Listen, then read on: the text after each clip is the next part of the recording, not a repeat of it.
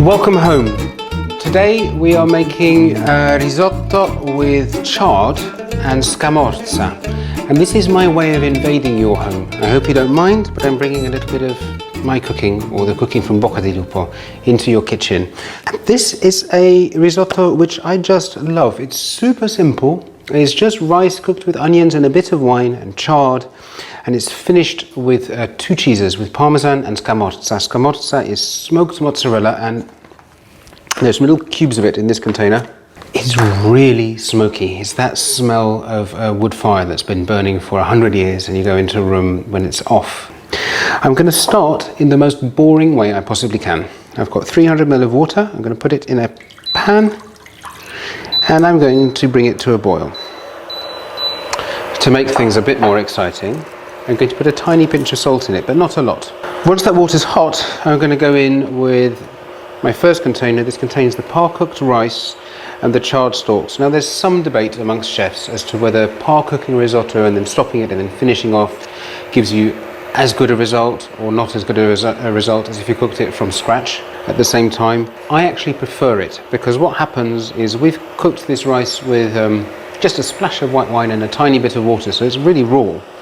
But that little bit of hydration that it gets has time to penetrate to the center of the rice grain, and it means the second cooking, when we cook it during service or before your meal, is super quick. So it means you're not rude by not being at the table with the people you're going to eat with for very long.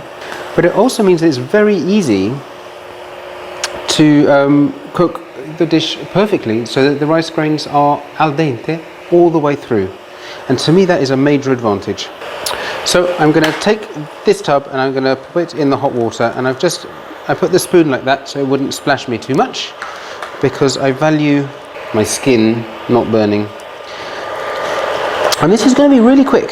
So once it's going to come back to the boil, the dish will be ready in, I'd imagine, about 5 minutes.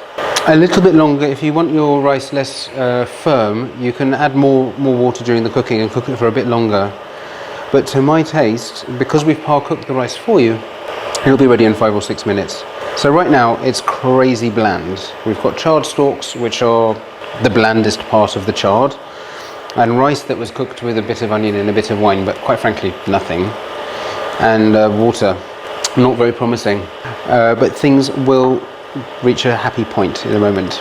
The reason there's not much in there's no vegetable stock, there's no mushroom stock, there's no bacon, is because simple flavors shine brighter. And particularly when you've got something like chard, which is a delicious vegetable, but it's not a really strong flavor. If you allow it to express itself on its own, it's a really beautiful taste. Whereas if you put it with a lot of other things, it gets lost.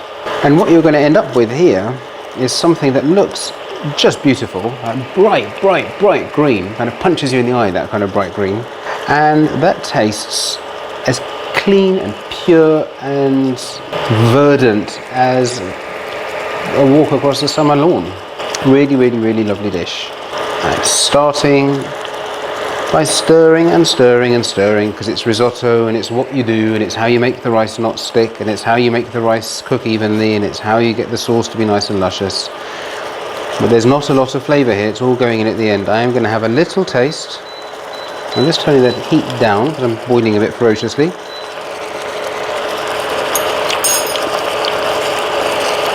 And I'm going to give a bit of pepper.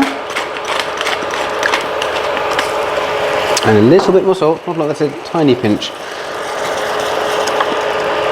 And I'm going to cook this until it's reasonably dry, and the reason I'm going to cook it drier than I normally would a risotto is I can always make it wetter by adding more water later.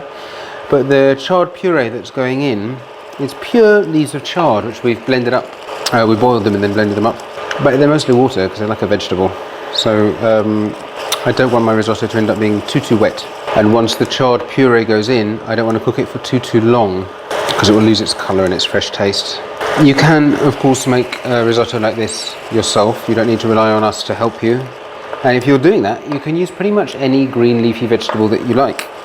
So you could use spinach, or beet leaves, or sorrel. Tenerume make a really nice risotto. Tenerume are the little shoots at the tip of a pumpkin plant or a courgette plant. Pea shoots would make a lovely risotto like this. Pea does make a lovely risotto like this. Super simple. I'm going to taste again for seasoning and for cookness. And seasoning we're a little bit shy, so I'm going to put a tiny little more pinch of salt. And cookness, the rice is a little bit too firm. It's still a little bit too wet. Let's see what happens. Oh, I love risotto.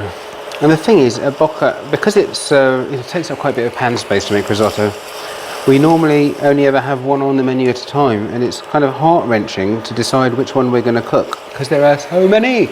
It's also heart-wrenching every time we change the menu, because we have to take one off that we just like really enjoyed cooking.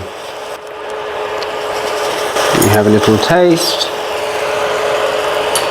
I'll show you. There's not a lot of liquid left in the pan, still a bit. I can add more later if it's too dry. I'm comfortable. That rice is a tiny bit crunchy, but it's still got a couple of minutes cooking left from here, so I'm going to proceed. If I wanted the rice cooked more, I would add more water and cook it through until the rice was almost at the point I wanted it to be before proceeding. Here is a phial of purest green. It's really, really, really green. And it's really, really, really healthy. And it's really lovely.